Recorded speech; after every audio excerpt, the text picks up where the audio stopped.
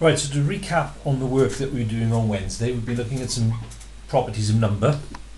We started off looking at a sort of formal definition for even and odd, so that you just aren't just saying, oh, it's in the 2 times table or it's not. We looked at some combinations, and there's a couple of questions we look at in the second video where they're testing on that.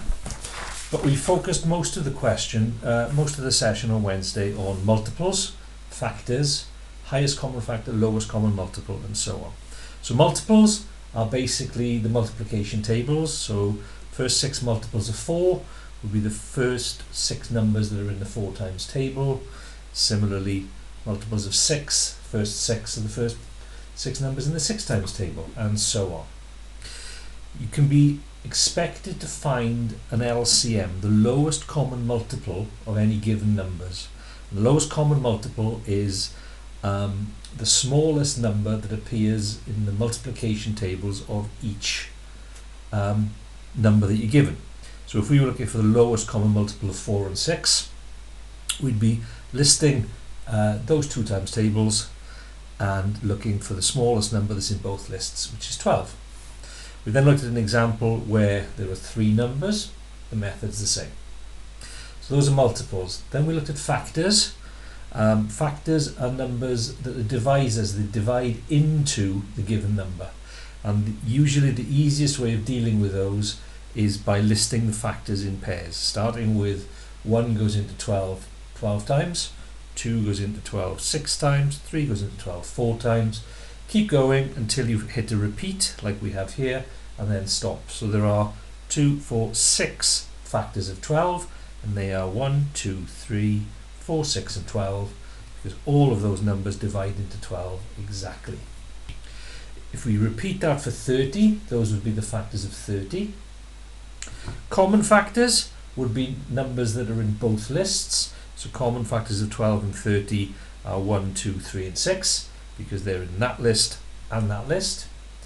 And we're often expected to find a highest common factor. So common factors mean the numbers that are in both lists, factors that are in both lists, and the highest one in the example above is 6. 6 is the largest number that will divide into 12 exactly and into 30 exactly. Now what we're going to be looking at today in this session is another way of finding LCMs and HCFs. So we'll come to that shortly. I mentioned on Wednesday that one of the contexts that you'll find an LCM question on a numeracy paper is the questions where they have buses leaving bus depots every 12 minutes and 18 minutes, for example, and they want to know when's the next time the buses will leave at the same time. So in this example, it would be that they leave the bus depot every 6 minutes to go to one place, 8 minutes to go to another place, 9 minutes to go to another place. At what point are there 3 buses leaving at the same time? And that would be after 72 minutes or after 1 hour 12 minutes. With highest common factors, where we use those is either where we're cancelling. So if we want to break 12 over 30 down into its simplest form, we could divide by 2, but then we'd have more cancelling to do. Whereas if we recognise that the largest number that goes into 12 and 30 is 6, and divide by that, we end up with the fraction in its lowest terms. And if we're factorising in algebra, so we need to take out of that the highest number that goes into that part of it, and that part which is 4. That's how we do that.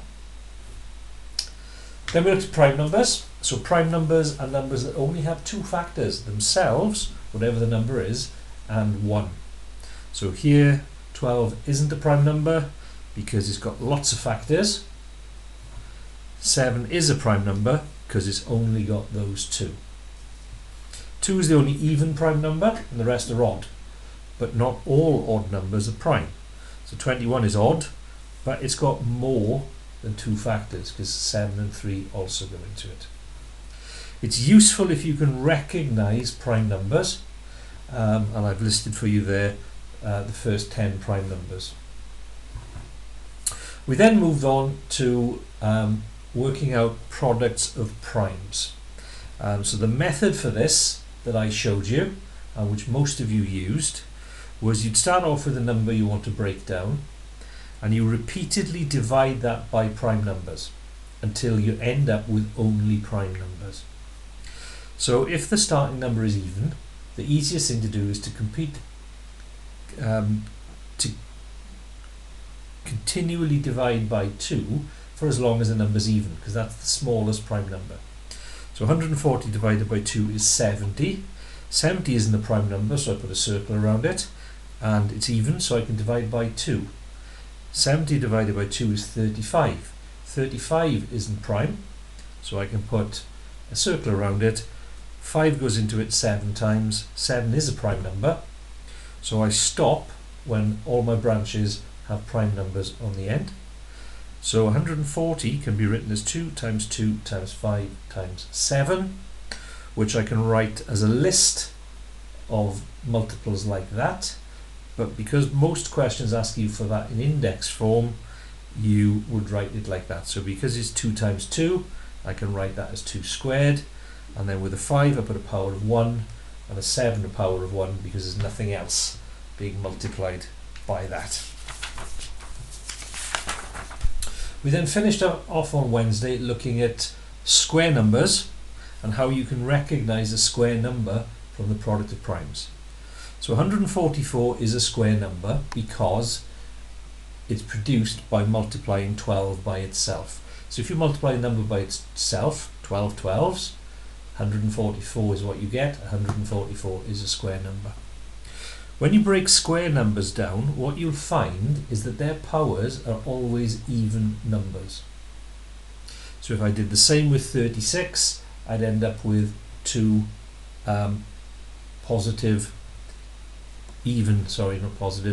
even powers on my products.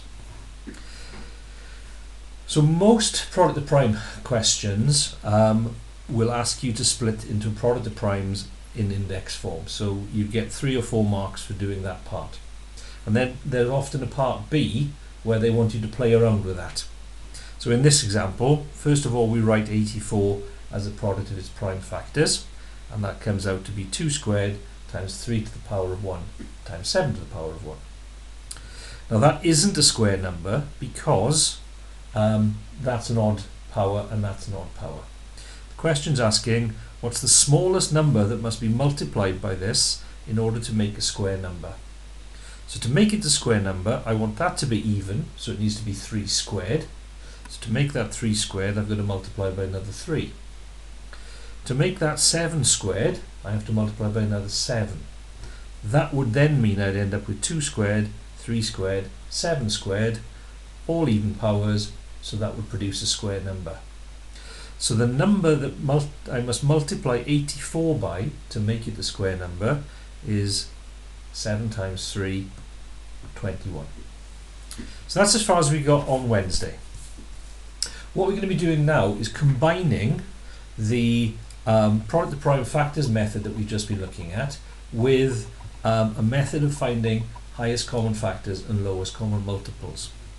Now, with small numbers, there's nothing wrong with doing what we were doing in the previous example. So to find the multiples, list the 24 times table, list the 60 times table, but that's a pain because you're working with big numbers.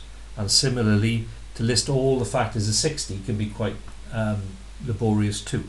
So we're going to look at a different method for doing that, and that combines prime factors and Venn diagrams. So let me show you how this works. First of all, let's start with 24, and we need to break 24 down into its prime factors. It's even, so I'm going to divide by 2. When I divide it by 2, I get 12. 12 isn't a prime number, so I will whop it in a circle. It's even, so I can divide by 2, which gives me 6. 6 isn't a prime number. I can divide by 2 to get 3. 3 is a prime number, so I stop. So 24 I can write as 2 times 2 times 2 times 3. Or if it was part of an index form question, I could write it as 2 cubed times 3 to the 1. Now I do the same for 60. Divided by 2 because it's even, and I get 30. 30 is not prime because it's even. 15 is not prime, it's not even, but I know that 3 and 5 go into it. 5 is prime, so I can stop. So 60 can be written as 2 times 2 times 3 times 5, or in index form, 2 squared times 3 to the 1 times 5 to the 1. So we've practiced that a fair bit, we're used to that now. So the next bit is a learning bit really, which is to find out the highest common factor and the lowest common multiple. We do this. We draw ourselves a Venn diagram. We'll be doing more of these next week. Inside that Venn diagram we have overlapping circles. One of those will represent the factors, the prime factors of 24, and the other will represent the prime factors of 60. Now to complete this, we don't use the index form version, we use the list. And what we're looking to do is to look at what's common to this list of factors for 24 and this list of factors which is 60. So I can see there that I've got 1, 2, 2 2's in common to both. There isn't another 2 inside there and inside there. So those 2 2's go in to the overlap part because they're in common to 24 and 60. And I've also got a 3 which is common to both. So that can also go in the overlap. And then inside the rest of the 24, where there isn't an overlap, we put the factors that aren't in both. So inside this one, I'll have this 2 because it's left on its own. And in this one, I'll have that 5 because that's not common to both as well. So that's how we break the Venn diagram down. Once we've completed that, to find the highest common factor,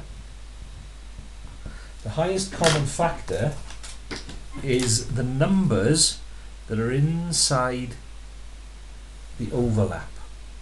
So the highest common factor is 2 times 2 times 3. 2 2's are 4, 4 3's are 12. So the largest number that divides exactly into 24 and into 60 is 12. To get the LCM, we list all the numbers that are inside both circles. So we do a 2 times 2 times 2 times 3 times 5.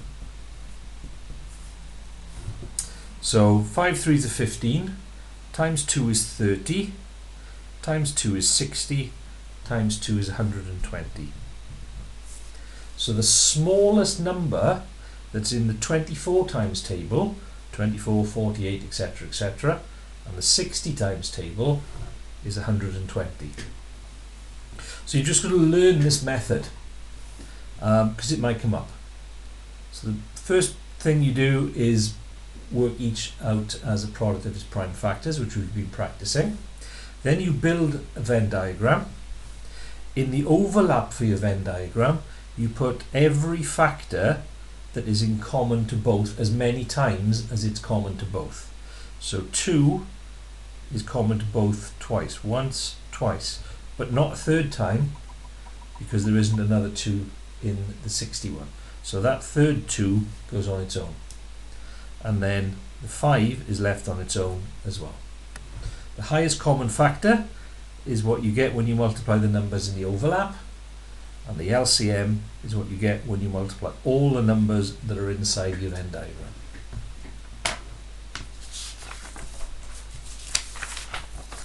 Okay, so let's take a look at some past paper questions that are mixed up based on this work. So question 1. So we've got a list of numbers. Choose a number from the table to match each statement. You must give a reason for your answer. So a factor of 12. So factor is the key word, that's your trigger. Factors are numbers that divide exactly into 12. So you're looking for a number in the list that divides exactly into 12, and it's 6. So reason, because 12 divided by 6 is 2. 6 divides into 12 exactly. Okay, so either of those would be fine. Prime number, so prime number is a number that has only itself and 1 as factors, and 7 is the prime number.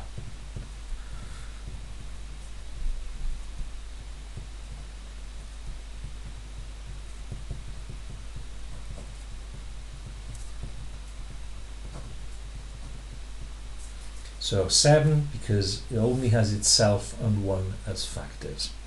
And the square root of 100 is what you get when you're looking for a number that when you multiply by itself you get 100. 10 times 10 equals 100. So that's a sort of pretty low grade E question on recognizing number properties. Okay, so that might be one of the very first questions on a paper 1. Question 2. Express 240 as a product of prime factors. So you've got two triggers here. You've got product of prime numbers, and you've got the instruction to put it in index form. So this is where you do your repeated division. So it's even 120 times. That's even, so it's not prime. That's even. That's even. This isn't even, but it's not prime because 3 and 5 go into it. So 240 is 2 times 2 times 2 times 2 times 3 times 5. Haven't finished. That would get me 2 out of 3 because they want it in index form, which is going to be 2 to the power of 4 because it's 2 is being multiplied by itself 4 times 3 to the power of 1 times 5 to the power of 1. Use your answer to part A to write down 240 squared as a product of prime numbers in index form. So if we're squaring, we're multiplying by itself. Now depending on whether or not you've learned the laws of indices, which at the moment I haven't revised with you, if you think that what I'm going to be doing here then is that 2 times 2 times 2 times 2 times 3 times 5, which is 240, timesing it by itself, times 2 times 2 times 2 times 3 times 5, means what I'm left with in index form is 1, 2, 3, 4, 5, 6, 7, 8, 2 to the power of 8, 3 times 3, 3 squared, times 5, which is 5 squared. So what we've basically done is doubled the powers by squaring. Question 3.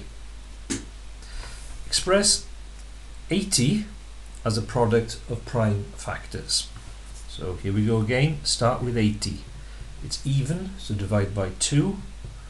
40, that's even, so we can divide by 2 to get 20, which is even, to get 10, which is even, to get 2 into 10. 10 divided by 2 is 5. That's prime, we can stop. So 80 is 2 times 2 times 2 times 2, 1, 2, 3, 4 times 5. It's not asking for an index form, so we don't have to give it. Because we're going to end up doing a Venn diagram here, I'm better off with that anyway. So I found 80 as a product of its prime factors. Find the lowest common multiple of 80 and 24. And then find the highest common factor of 80 and 24. So for me, what I'm thinking here is, rather than dealing with listing long lists of numbers, I'm just going to use the method that we just worked through in the example. Break this down to the product of primes. 2, 12. 12 is even. 6 is even. 3, stop. So 24 is 2 times 2 times 2 times 3.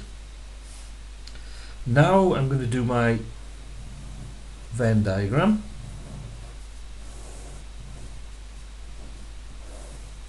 In this one, I'm going to put my 80s. In this one, I'm going to put my 24s. I'm looking for overlaps.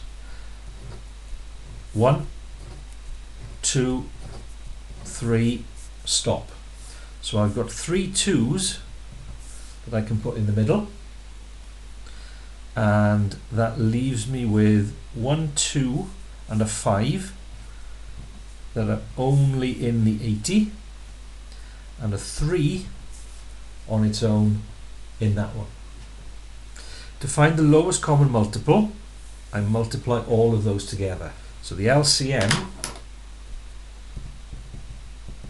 will be 2 times 5 times 2 times 2 times 2 from inside there times 3.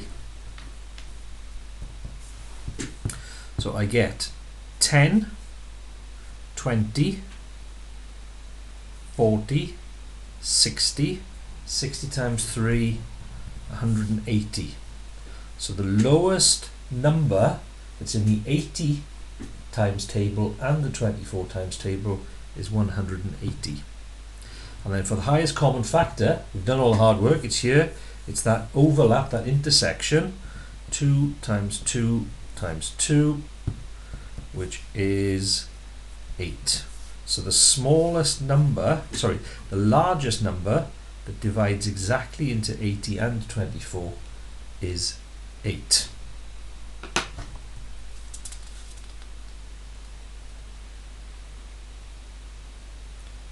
Just checking there. These 240 I've got there. Hang on, have I multiplied this wrongly? 2 times 2 times 2 times 3. So I've got, yes I have, haven't I?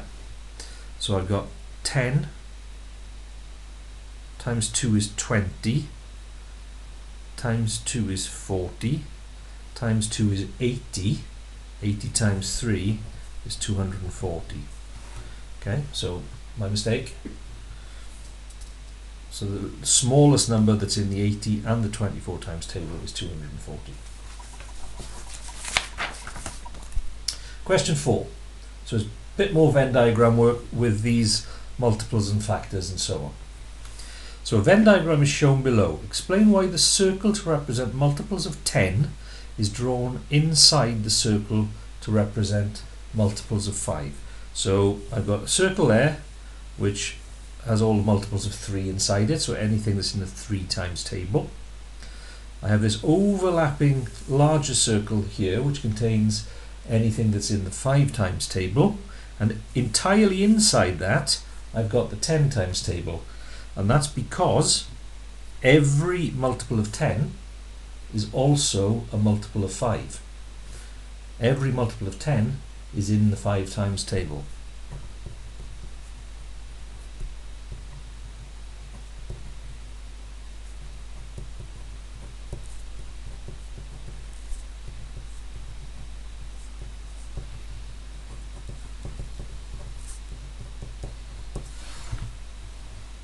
Okay, and it wouldn't be the other way around, because there are multiples of 5, like 15, that don't exist in the 10 times table. Part B. Place each of the 6 numbers, 30, 32, 33, 35, 40, 45, in the correct position on the Venn diagram. So we have to be careful with the overlaps. So if we take the first one, 30 for example, 30 is a multiple of 3, it's in the 3 times table, and it's a multiple of 10, and it's a multiple of 5. So the 30 needs to be in an overlap of all 3 parts of the circle, which is this bit here. Okay, if we're in that bit there, we're in the multiple of 3 circle, we're in the multiple of 10 circle, and we're in the multiple of 5 circle. Put a tick under it, you know, you put that one on your list.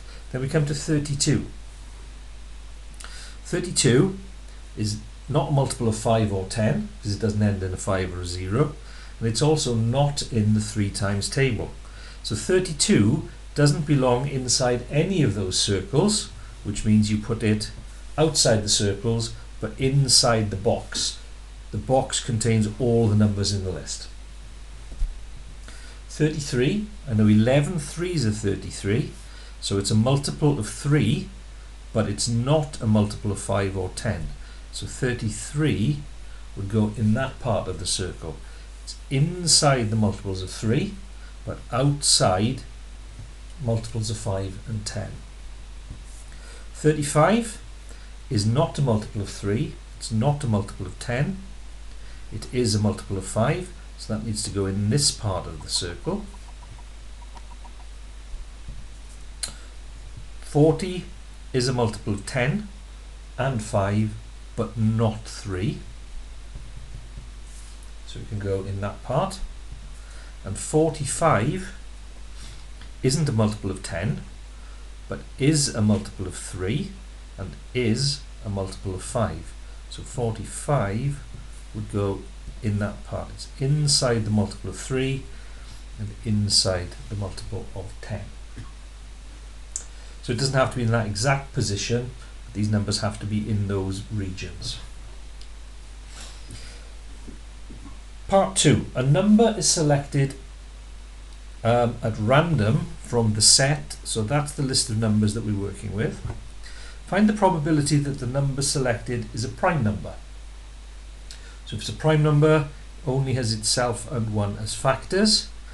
That's even, that's even, that's even, so you can forget those. 45 ends in a 5, so 5 goes into it. 35 ends in a 5, so 5 goes into it.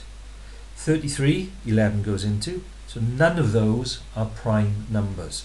So the probability of you selecting a prime number is 0. A multiple of 10 that is also a multiple of 3. Well, the multiples of 10 are 30 and 40. Only one of them is also a multiple of 3. So that will be 1 out of 1, 2, 3, 4, 5, 6. Neither a multiple of 3 nor 10. So it's not in the multiple of 3 group. It's not in the 10 group. So there are 2, 35, and don't forget the one that's out there, 32. So that one will be 2 out of 6. So there you go, there's a bit of practice, past bit of practice there on factors, prime factors, highest common factors, multiples, and a little bit of cheeky Venn diagrams chucked in at the end.